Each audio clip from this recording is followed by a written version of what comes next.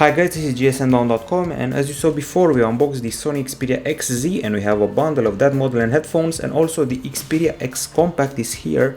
This model and the Xperia XZ were announced at IFA 2016 early in September, and now we have it, or better said, we have them for testing purposes.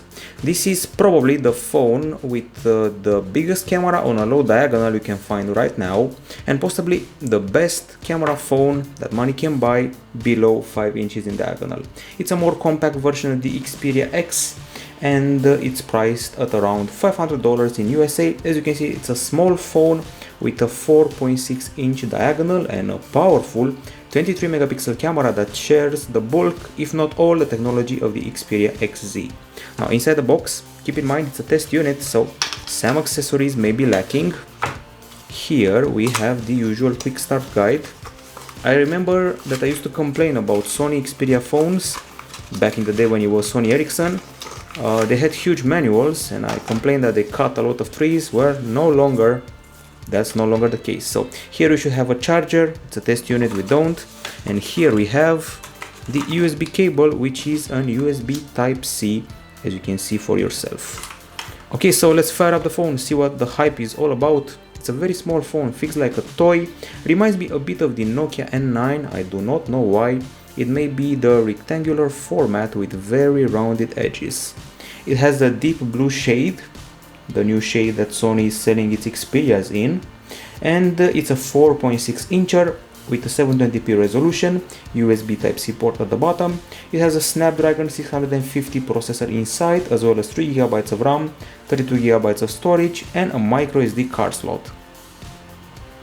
The battery is a 2700 mAh unit, and the phone measures 9.5 millimeters. It's true, it's a bit on the thick side, but considering what technology you get, you should be willing to trade that for some pretty great hardware. It weighs 135 grams and it's available in blue, black or white.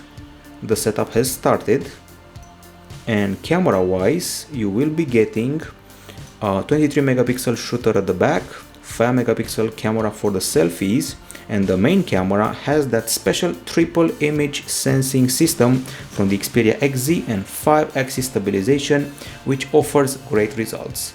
The phone also comes with LTE category 6, has stereo recording, and from what I know it also should have stereo speakers. The screen already seems very bright. I feel the need to actually tone it down a bit. I have a fingerprint scanner here into the side, and PlayStation 4 remote play, as we usually get from a few years ago on Sony Xperia phones, so we can control and play our PlayStation content and games remotely. This model is supposed to get the Android Nougat update in November. Right now it's on Marshmallow, and this is excellent news for fresh buyers of the device. So 4.6 incher with a kick-ass camera, which I'm going to check out now on the UI front. Okay, not saving the location. Got it.